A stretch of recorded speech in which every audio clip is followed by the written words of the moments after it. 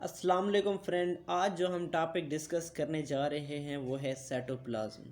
आपको पता है कि जो सेल है वो तीन स्ट्रक्चर्स यानी उसके तीन कंपोनेंट्स होते हैं। एक होता है सेल मेम्ब्रेन, दूसरा होता है साइटोप्लाज्म और तीसरा होता है न्यूक्लियस।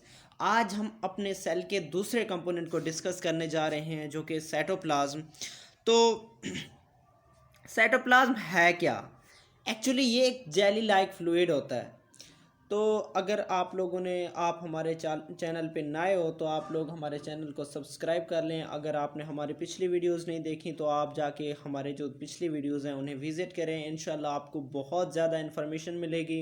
और ये जो लेक्चर्स हैं एक्चुअली ये जो ना बीएस प्रोग्राम यानी बैचलर जो ना बीएस प्रोग्राम के लिए बहुत ज़रूरी हैं, जो कि सेल फिजियोलॉजी एक उन सिलेबस है, कोर्स कंटेंट है। तो ये उसके लेक्चर्स हैं। बाय द वे ये लेक्चर जो ना फर्स्ट ईयर के लिए भी और साथ में नाइन्थ वाले स्टूडेंट्स और साथ में जो हायर दूसरे क्लासेस एमएससी या जो भी हैं उन सब के लिए क्या है, एक मुफीद लेक्चर है। तो डिस्कस करने जा रहे हैं कि साइटोप्लाज्म होता क्या है। साइटोप्लाज्म एक जेली लाइक फ्लूइड होता है, ठीक है, जो कि एक सेल को क्या करता है, फिल अप करता है। और ये एक्चुअली कंपोनेंट कंपोजिशन किसकी होती है, ये साल्ट और वाटर पर मुश्तमिल होता है। और इसके पास बहुत सारे मालिक्यूल्स होते हैं। फॉर एग्जांपल एंजाइम्स की बात ही कर लो। और इसकी जो कंपोजिशन होती है यानी वाटर कंपोजिशन वो कितनी होती है, 70 to 90 होती है। अगर आप विकीपीडिया पे जाएं तो वहाँ आपको 80% वाटर नज़र आएगा। और ये एक्चुअली होता क्या है, कलरलेस होता है। और इनर पार्ट यानी जो थिक पोर्शन ऑफ यानी इनर पार्ट ऑफ साइटोप्लाज्म होता है, इनर साइड, तो उसे क्या कहते हो, एंडोप्लाज्म कहते हो। ठीक है, what exactly the cytoplasm is, ये साइटोप्लाज्म एक्चुअली है क्या?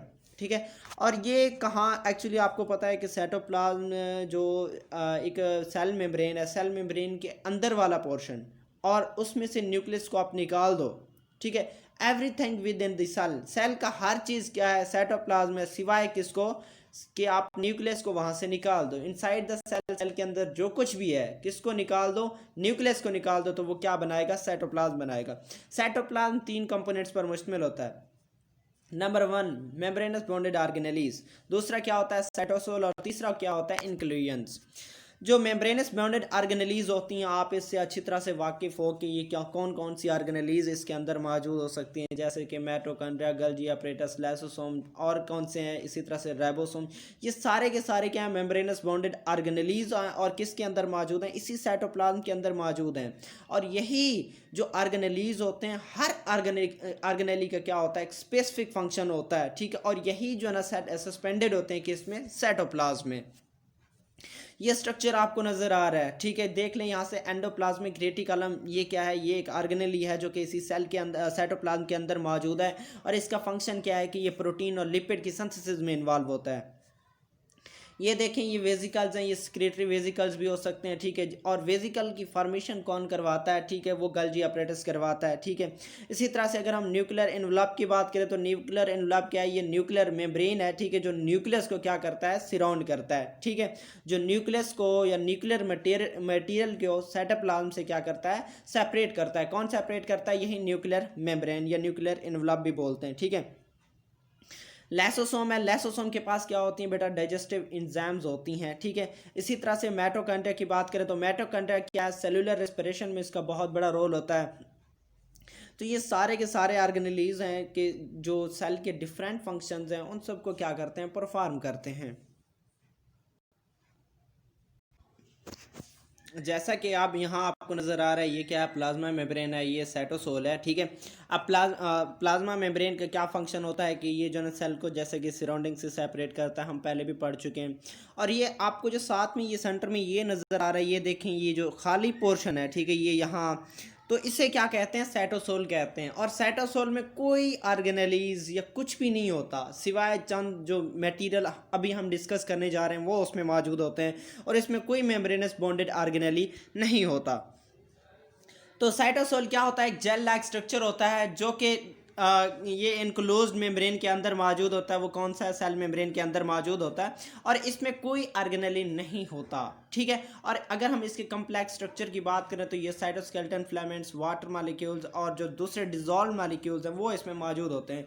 एक्चुअली यही जो है ना ये साइट ऑफ केमिकल रिएक्शन है, इसमें बहुत सारे क्या होते हैं, केमिकल रिएक्शन होते हैं।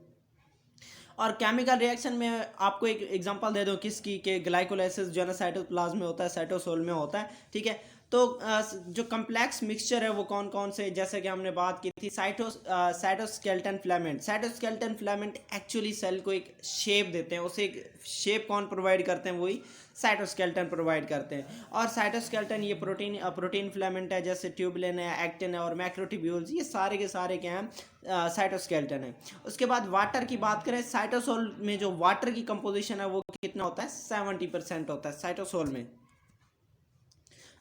आगे जो डिजॉल्व्ड मॉलिक्यूल्स हैं वो कौन से हो सकते हैं, स्मॉल मॉलिक्यूल भी हो सकते हैं, लार्ज मॉलिक्यूल भी हो सकते हैं और डिजॉल्व्ड एन भी हो सकते हैं। फॉर एग्जांपल आप बात करो enzyme, fatty acid, sugar, nucleic acid, amino acid, ये सारे के सारे क्या हैं, सेल की फंक्शनिंग में इन्वॉल्व होते हैं, ठीक है। और यही किस में कौन कहाँ मौजूद होते हैं, साइटोसोल में मौजूद होते हैं। और ये जो ना बहुत सारे वेस्ट प्रोडक्ट जो प्रोड्यूस होते हैं वो भी क्या जो ना जिन्हें जो ना साइटोसोल में मौजूद होते हैं और इन्हें क्या किया जाता है, रिमूव किया जाता है। इंक्लियंस, एक्चुअली इंक्लियंस ऐसे समझो कि स्टोर्ड मटेरियल है, ठीक है। वो मटेरियल कौन सा हो सकता है, न्यूट्रिएंट्स भी हो सकती है, क्रिस्टल्स भी हो सकते हैं और सेक्रेटरी प्रोडक्ट भी हो सकती है और पिगमेंट ग्रेन्यूल्स भी हो सकती हैं। एक्चुअली यही ये क्या है, एकामुलेशन ऑफ मटेरियल है, मतलब ये कि ऐसा स्टोर्ड मटेरियल है और इसका मेटाबॉलिक रिएक्शन से कोई या मेटाबॉलिकली एक्टिव नहीं होते, ठीक है। और जो साइटोसोल है, ये जो जितना भी मटेरियल है वो साइटोसोल में चंद ड्यूरेशन के लिए होता है, उसके बाद क्या होता है, टेम्परेली यूज़ हो जाता है, ठीक है। जैसा कि न्यूट्रेंट्स है या कोई भी चीज़ है, प्रोडक्ट है, उससे यूज़ होना ही है। अगर वो वेस्ट प्रोडक्ट है तो उसे रिमूव कर दिया जाता है। अगर कोई वो दूसरा प्रोडक्ट है, जैसे कि ग्लूकोज की बात करो या ग्लाइकोजन की बात करो, ये तो थोड़े अरसे के लिए होते हैं, उसके बाद ये क्या हो जाते हैं, यूज़ हो जाते हैं। इन्हें जो ना मुख्तलिफ किस्म के मेटाबॉलिक रिएक्शन में क्या किया जाता है, यूज़ किया जाता है। टाइप्स ऑफ इन्क्लियंस, टाइप्स ऑफ इन्क्लियंस देख लें आप खुद ही, ठीक है। जैसे हम पहले भी डिस्कस कर चुके हैं, सेक्रेटरी इन्क्लियंस हो सकते हैं, न्यूट्रेटिव इन्क्लियंस हो सकते हैं, पिगमेंट इन्क्लियंस हो सकते हैं और क्रिस्टलाइन इन्क्लियंस। एक्चुअली ये सारे के सारे इन्क्लियन का मतलब होता है कोई प्रोडक्ट जिसे हम स्टोर करते हैं, ठीक है। ऐसा प्रोडक्ट जो स्टोर हो उसे क्या कहते हैं, इन्क्लियन कहते हैं, ठीक है। तो ये जैसे कि न्यूट्रेटिव इन्क्लियन में आपको कौन दिया गया है कि ग्लाइकोजन और लिपिड जो ना ये स्टोर किए जाते हैं। इसी तरह से सेक्रेटरी इन्क्लियन में जो सेल्स होते हैं उन्हें वेजिकल फॉर्म में जो ना स्टोर किया जाता है।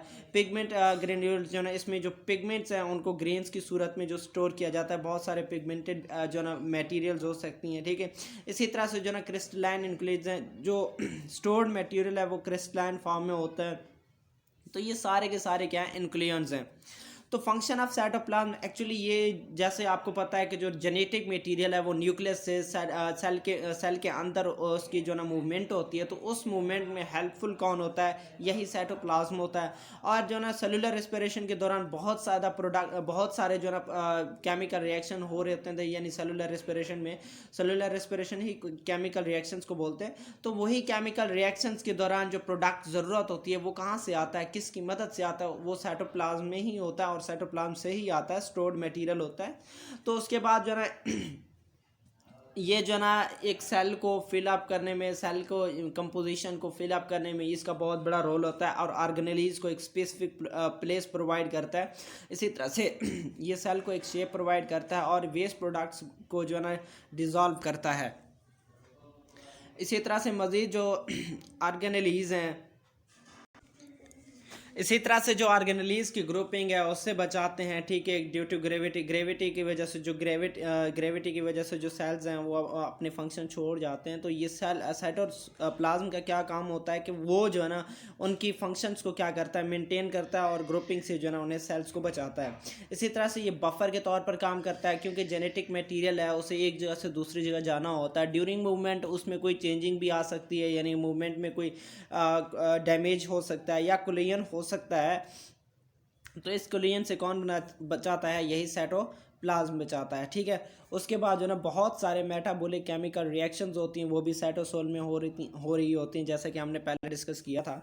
तो एक छोटा सा क्वेश्चन है आप लोगों से, ये हमारे टॉपिक का एंड है। Which of the following is are types of inclusion, इसमें से कौन सा इंक्लूजन का टाइप है? अगर आपको इसका जवाब पता है तो आप कमेंट सेक्शन में ये जवाब ज़रूर दें, ठीक है। और अगर और कोई प्रॉब्लम है तो आप जो है ना हमारे चैनल पे विज़िट करें, कमेंट बॉक्स में मैसेज ड्रॉप करें, इंशाल्लाह हम उसका जवाब देंगे। अगर कोई स्पेसिफिक लेक्चर बनाना है तब भी आप कमेंट में कमेंट बॉक्स में मैसेज ड्रॉप करें, इंशाल्लाह हम आपके लिए वो वीडियो भी लाएँगे।